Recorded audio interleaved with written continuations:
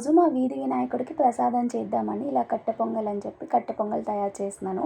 ఈరోజు అయితే దీపాలతో పూజ అనేది ఉంది. సో అందుకే మేమైతే ఎర్లీగా ప్రసాదం పట్టుకొని ఇక్కడికైతే వచ్చేసాము.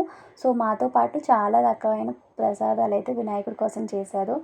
నాకైతే ఆశ్చర్యంగా అనిపించింది. అక్కడ చాలామంది పిల్లలు ఉన్నారు, అపార్ట్మెంట్స్ కదా. సో అంతమంది పిల్లల మధ్యలో కూడా మా పిల్లలు అస్సలు క్రాంకీ అవ్వకుండా అల్లరి చేయకుండా పూజలో మంచిగా కూర్చున్నారు.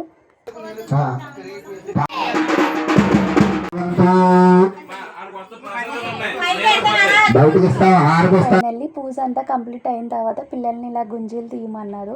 వినాయకుడికి అదే కదా ఇష్టం.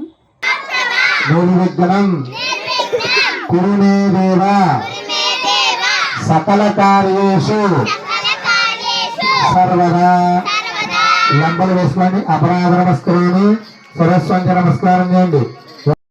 మహాదేవ